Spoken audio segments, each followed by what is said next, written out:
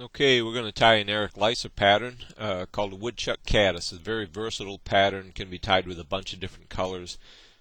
By no means do you have to stick with this rusty brown or dirty orange color that Eric Lysa used originally.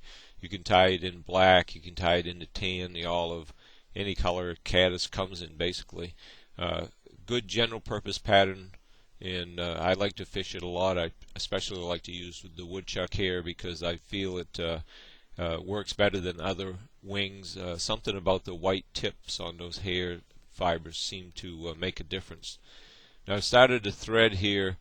You note perhaps that I've got it a couple eye sizes back from the eye, and I do that so that it'll establish the place for mounting my wing and still leave me room to wrap my hackle.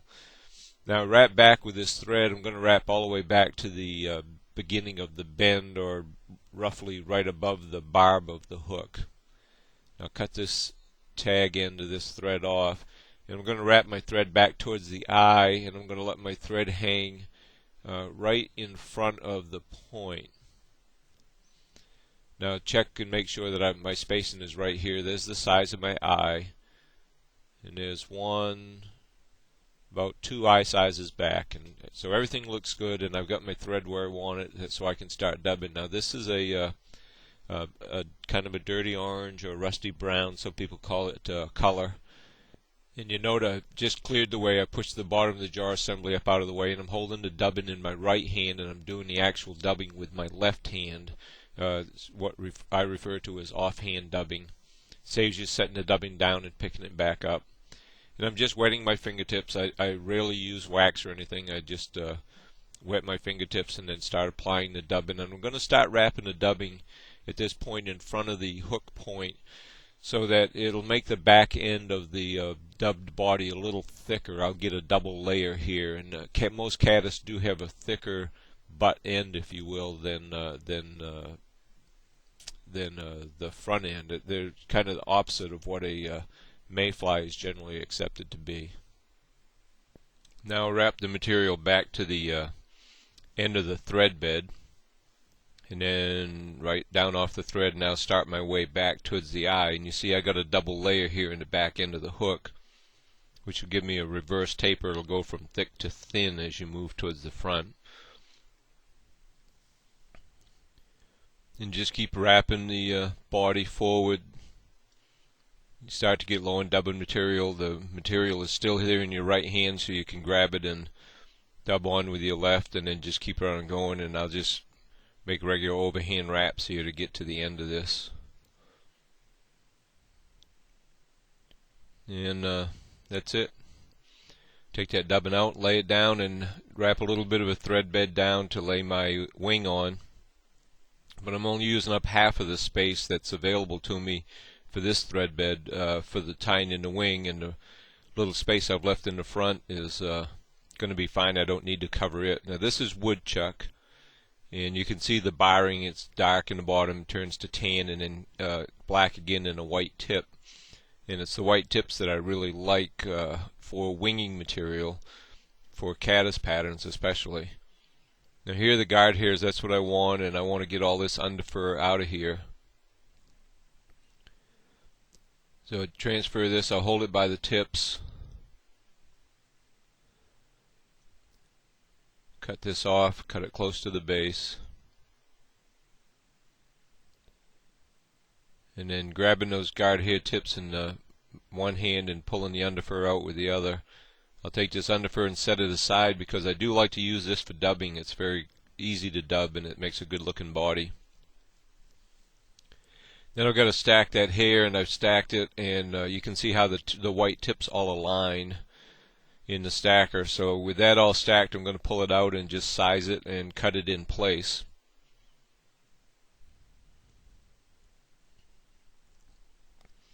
It's about the size of the clump I want, and I want the wing to stick out past the bend of the hook. So I'll cut this off. Cut the whole clump off here just behind the eye, and then go in and cut half the clump away. And that will give me a nice tapered tie down area, so that when I wrap I have a nice gradual taper towards the eye to wrap on, and a nice even bed to wrap the hackle hackle stem over. Wrap back up, make sure that's all secure. Turn and look, make sure I didn't turn any pull any hair down over to the side. And it looks like that wing's good. It's right on top. Goes down on the side just a little bit on both sides. Kind of want it to be a flattened delta shaped type wing. And I think the wing and the body are done. It's all we got to do now is put the hackle in here. Get rid of one errant fiber there. Then we take the hackle and tie it in, wrap it forward, and we'll be done with this fly. This is a good pattern. I really like it. I use this quite a bit. Now this is a saddle hackle. Part of the Whiting 100 packs is where this came out of. And this is a grizzly, also a Whiting 100 pack grizzly. Both sides to a 14 hook. Now just lay the stem across from the back to the front or the far side, and I've got it in the turn and look method, so I'm looking right down on top of the hook, and I can get in here and cut off the excess of this stem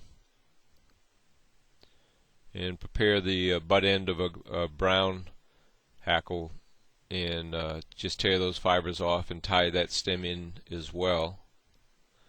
Turn it over so the concave side is to the rear. Trap that. See, I'm making good tight wraps here. You see it bend the hook. I mean, I'm pulling hard on this thread. I want to seat it down good. I don't want those stems to slip out from underneath there. Now continue wrapping to the eye. Make sure I got a nice smooth taper to wrap the hackle stem around. Now I'm going to make 4 or 5 extra wraps here. 2, 3, 4 extra wraps. And now I'm going to wrap this hackle in reverse, and those extra wraps that I just made will unwrap as I wrap this grizzly hackle forward. If I can get it caught in the end of the hackle pliers here. There we go.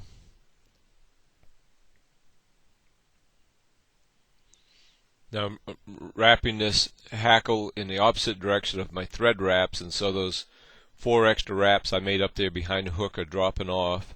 And notice I'm leaving quite a bit of space between each of these wraps, and that gives me some place to lay the brown quill when I come through with the brown quill. So I'm going to unwrap a couple wraps to get back to my hackle, pass the thread under the stem, come up behind the stem, transition to in front of the stem, make 1 wrap in front of the stem.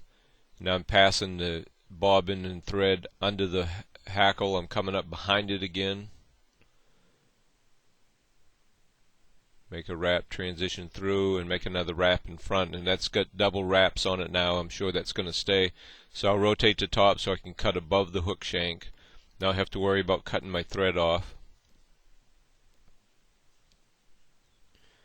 And I'll go in here and trim out some of these fibers that I caught and laid down. And with those trimmed out, I can go ahead and wrap the brown hackle forward, again following the spacing, trying to lay the brown hackle in the spacing that I left when I palmed the wraps forward.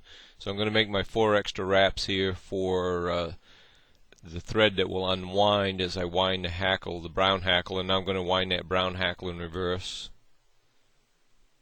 So I'll grab it in hackle pliers and start wrapping, and try to follow the path that I left, and staying right between the wraps of a grizzly hackle that I've already made.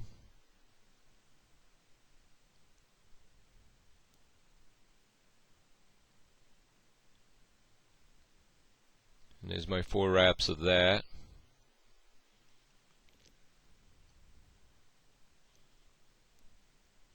I'll bring the thread up behind the quill stem, transition through and make a wrap in front of the quill stem.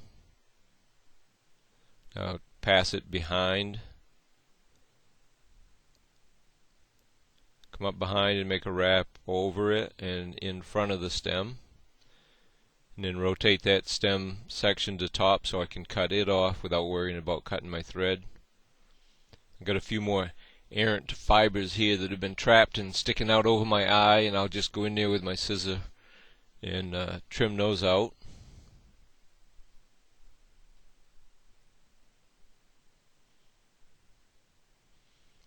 And having trimmed those out, I'll pull that hackle back out of the way so I can make a couple wraps here and do my whip finish knot. That's pretty well got all the hackle out of the way so it won't get caught in my knot. Bring up my Mattarelli whip finish tool and do my 3 wraps for the knot. You notice I seat the thread down in there nice by rocking it back and forth like that. There's 2 wraps. There's my 3rd one. Now just go in here and kind of pinch this with my thumb and push in and pull, and it'll just snap that 8/0 thread is all I've got on there. And there you go. There you have it. That's a Woodchuck Caddis, a pattern brought to us by Eric Leiser, tied using rotary fly tying techniques.